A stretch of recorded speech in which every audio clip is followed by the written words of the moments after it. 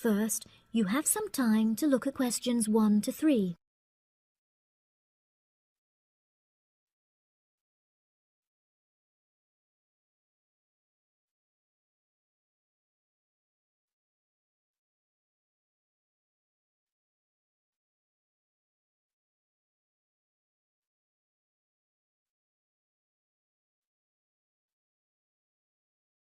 That'll be $23. Right, there's your change. Have a nice trip. Oh, I'll just get your bags out of the boot. Thank you very much. Now, George, let's find the check-in desk. Yes, but with all the changes they have made here at the airport, I'm not sure where the check-in desk is. I know, it's strange, isn't it? Why don't we ask for help? Good idea. What about that man sitting down over there? Which one? The one with the hat on and in the trolley? No, the one with the uniform behind the table. I'll ask him. Excuse me, could you tell me where the check-in desk for France Air is, please? Oh, let me think. The best way to get there would be to turn left at the end there, where the cafe is, and then go straight ahead until you're opposite the departure gates entrance. Oh, no. Sorry. It might be quicker to turn right as soon as you get past the cafe, and keep going along the corridor until you come to the sliding doors at the end. On the left. Yes, that's it. All the check-in counters are in a hall there. I'm pretty sure France Air is directly to your left as you walk in the hall. Thanks a lot. So, it's the left past the cafe and then right opposite... The bookshop. You can't miss it. Come on then, Lisa. We don't want to be late, and I want some time to get a cup of coffee and look around the bookshop. Okay, George, but I want to go to the restroom first. I'll meet you at the check-in desk.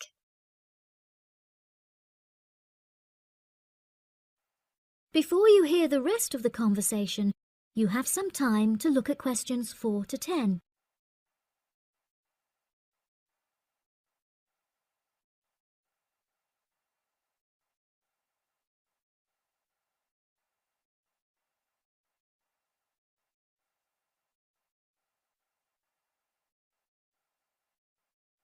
Now listen and answer questions 4 to 10. Good morning. Can I help you? Yes, I would like to check in for flight FA492. Very good. Can I have your ticket and passport, please? Oh, yes, here you are. Okay, thanks. If you could just put your suitcase on the scales. Oh, I have this extra box that I want to take as well. Okay, well, that's extra luggage, so I'll have to get you to fill out an excess baggage declaration certificate. It'll cost extra, I'm afraid. Let me see. $40 exactly, if the total value of your contents is under $400. Oh, well, what's the form for? It's just a form you have to fill out so that if there are any problems, we'll know where you are and how to contact you. So, if you can give me a few details, I'll key in the information. Okay then, your passport says your name is Lavier. Is that right? Yes, George Lavier. George, Lavillliers. Good.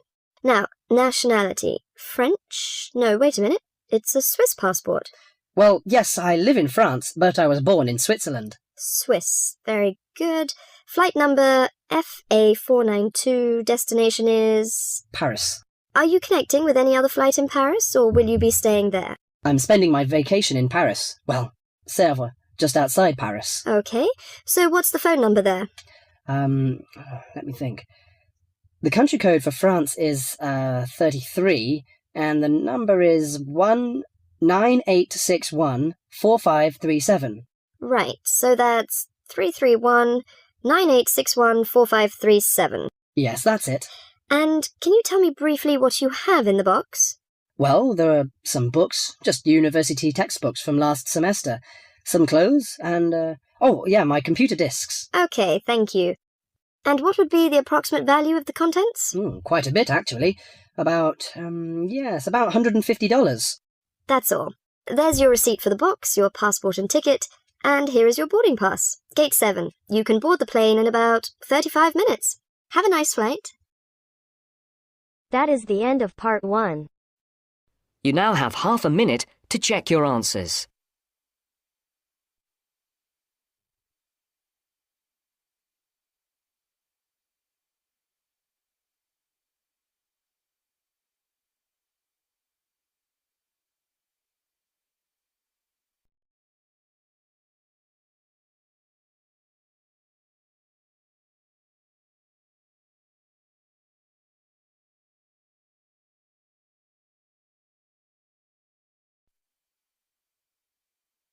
Now turns to part 2.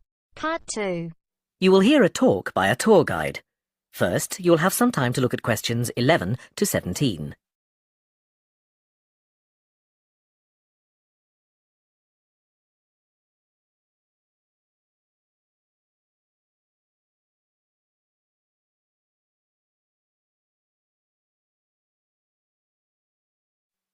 Now listen carefully and answer questions 11 to 17. Welcome to San Fernando City Tours. I'm Mark, your tour guide. We have a lot to see in 3 hours, so make sure you're comfortable. We'll be traveling into the historical district first, and then into the town center.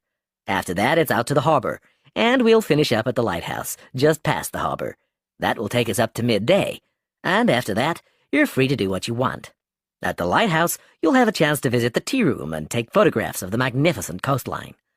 Now, as we have only 3 hours, we won't be able to take you around the shopping district, but we think you'd prefer to look around the shops there in your own time anyway. San Fernando has some well-known tourist attractions, the lighthouse, for example, and the National Library. However, the little-known military museum is not to be missed. Be sure to visit before you leave. Now, there's a lot to do in San Fernando. Indeed, there really is something for everyone. For those who love the water, I can recommend a trip on the Seafarer, one of the most famous boats on the San Fernando River. It does an evening trip with a 3-course meal included. It's great fun for everyone, but especially for young people in their teens or 20s. After 9, there's a disco on the boat, and it gets really lively. Then there's a climbing wall near the town center. It's incredibly popular, with a large wall for expert climbers and a smaller wall for novices. There's a junior wall and a creche, so it's a great day out for those of you with kids. And if you like walking, there's some great walking tours. The City Sights tour is highly recommended, as is the walking tour by the coast. But that one's only for the fit, not really suitable for children or the elderly. For more mature people, or those less able to get around, I would suggest a tour around the vineyards. It can be done in the luxury of a coach, and it's a wonderful way to explore the region's wines. Before you hear the rest of the talk, you have some time to look at questions 18 to 20.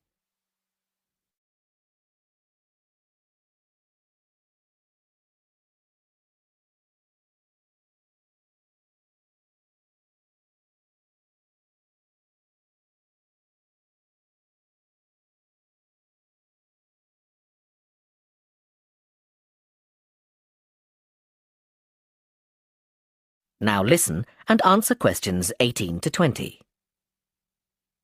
Naturally, there's a charge for all these attractions, but you can get 15% off if you have an Explorer Pass. If you don't have a pass but would like one, the driver here has application forms. Just ask him for one and fill it out while on the tour. Then you hand it into the tour office.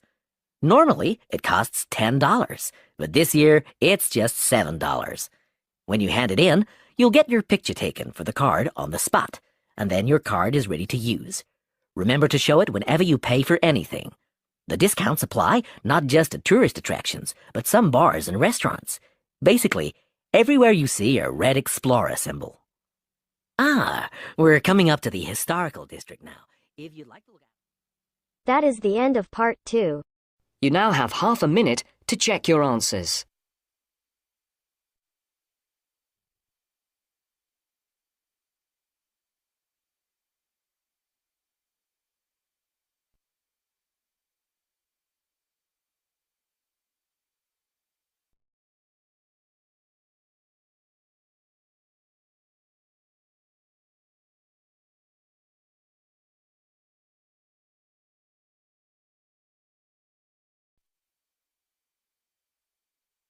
Now turns to part 3. Part 3. You will hear a tutor and 2 students discussing the best ways to study. First, you have some time to look at questions 21 to 25.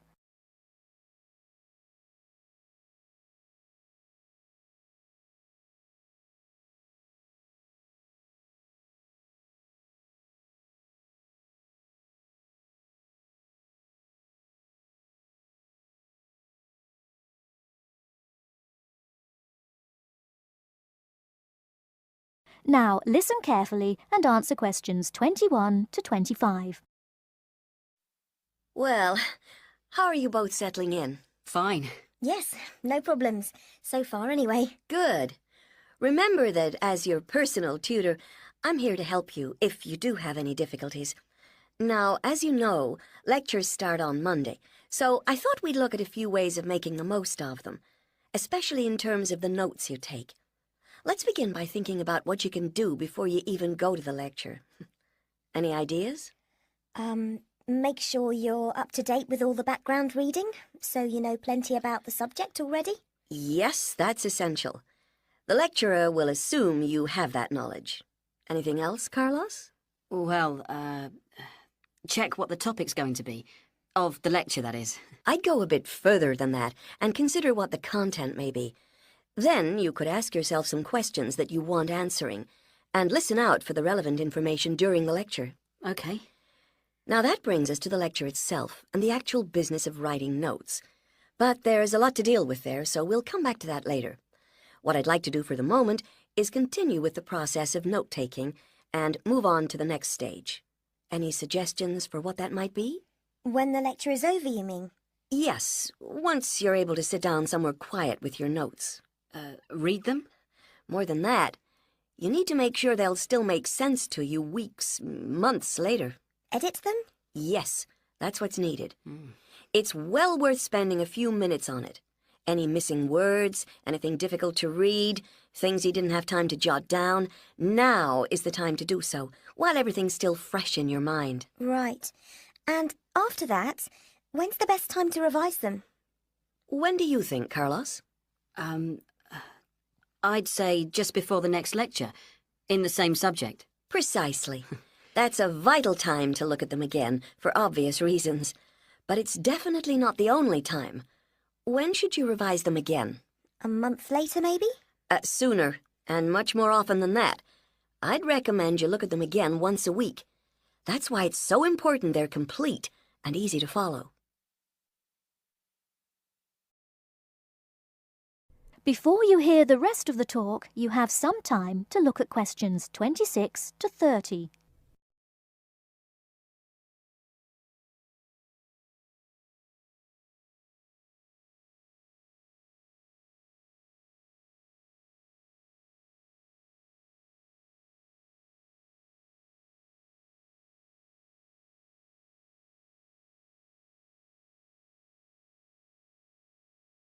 Now listen and answer questions 26 to 30. Right. Let's go back to note-taking and begin with the basics before the lecture has even started. What should you do when you walk into the room? Get a good seat, at the front if you can, where you can hear clearly and avoid distractions. Yes, though obviously others will have had the same idea, so it's as well to get there a bit early. So, when the lecture's underway and you're busy jotting things down, what should you try to ensure? That you're getting all the main points. And what if you don't catch something you know must be important? I'd leave a space. Then I could check it later, perhaps by asking a question at the end and fill it in afterwards. That's an excellent way to deal with it, yes. And there's something else I'd like to mention here. Talking about going through notes afterwards, it's absolutely vital that what you write is legible for one very good reason. It saves time. You'll waste many hours during the course if your revision is held up because you can't read what you've written. Okay, what else can we do to make listening and note-taking more efficient? Well, I always listen out for signpost words. Sorry, what are they?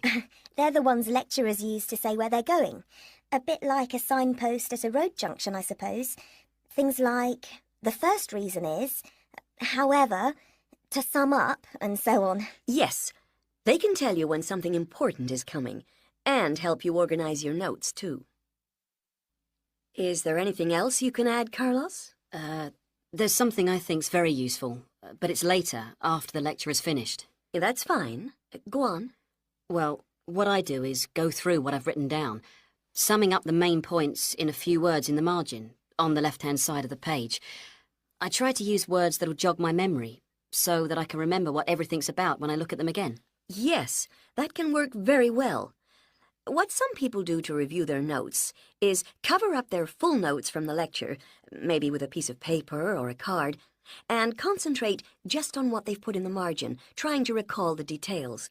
Then they move the cover down a little and check whether they were right. Or you could put your main points on another piece of paper and clip them together. Instead of covering and uncovering, you just hold a page in each hand. Sure, it's down to personal preference, really. Everyone has their own learning style. That is the end of part 3. You now have half a minute to check your answers.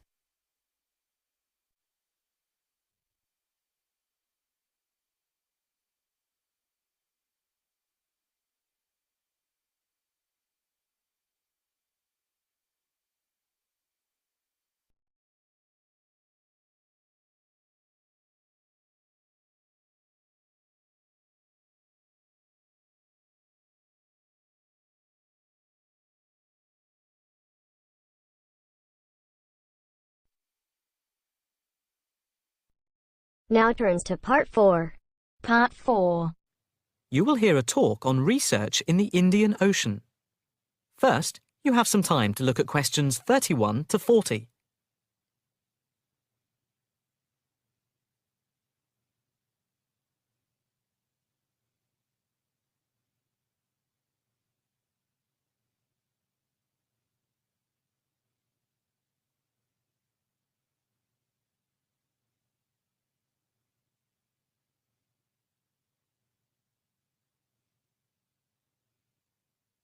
Now listen carefully and answer questions 31 to 40. In this, the first lecture in our series on the changing face of the oceans of the world, we are going to look at the Indian Ocean, into which the Oceanography Department at the Institute here in Australia has been doing pioneering research over the past 5 years. Let us start with some facts about the Indian Ocean to give you an idea of the scope and complexity of the enterprise we have undertaken. As you can see from the diagrams here on the screen, showing the relative size of the planet's 5 oceans, the Indian Ocean comes third after the Pacific and Atlantic Oceans, but is larger than the Southern Ocean and the Arctic Ocean. On this slide, you can see that the Indian Ocean is different from the 2 larger oceans in that it is landlocked to the north and does not extend into the cold regions of the North Pole. Covering some 73,440,000 square kilometres, the ocean constitutes approximately 1/7 of the Earth's surface and about 20% of the world's total ocean area.